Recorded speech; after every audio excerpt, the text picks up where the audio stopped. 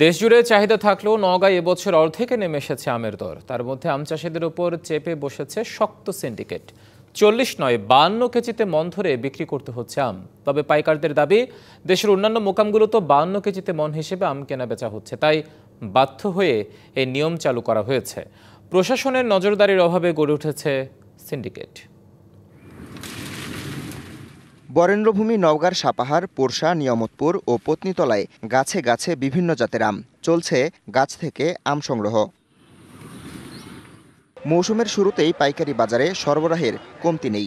বাজার দখলে রেখেছে হিমসাগর, ল্যাংড়া, খিরসাপাতি, নাকফজলি, বাড়িচার ও আমরুপালি। তবে এবছর দর নিয়ে হতাশায় বাগান মালিকরা।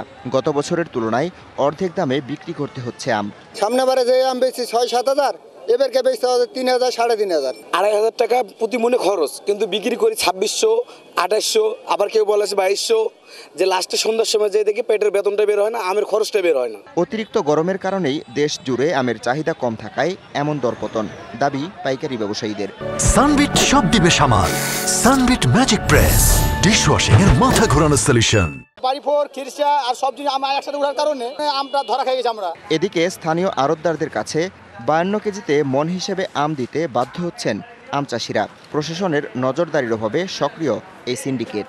আগে ৪৮-৪৫ ছিল, এখন হচ্ছে তোমার ৫২-৫৩। নাহলে দাম বিক্রি হচ্ছে না সাপাহারে। ৫২ কেজি, ৫৪ কেজি, ৫৭ কেজি অন্যান্য মোকামে ওজন চলছে। আমার মোকামে ক্যারেট সহ ৫০ কেজি।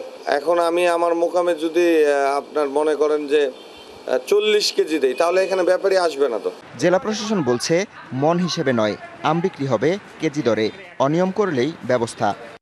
আম বিক্রি হবে হলো কেজিতে। কিছু কিছু জায়গায় এখনো মনের হিসাবে আম বিক্রি হচ্ছে। আমরা আরেকবার তাদেরকে কাউন্সিলিং করবো। যদি তারা কোনোভাবে মেনে না নেয়, তখন আমরা আইন কিভাবে প্রয়োগ করে এদেরকে এইটাতে বাধ্য করা যায় সে বিষয়ে আমরা পদক্ষেপ নেব। কৃষি বিভাগের হিসেবে নওগাঁয় এবছর আম উৎপাদনের লক্ষ্যমাত্রা ৩,৬৮,৪৩৫ metric ton. TVC news desk.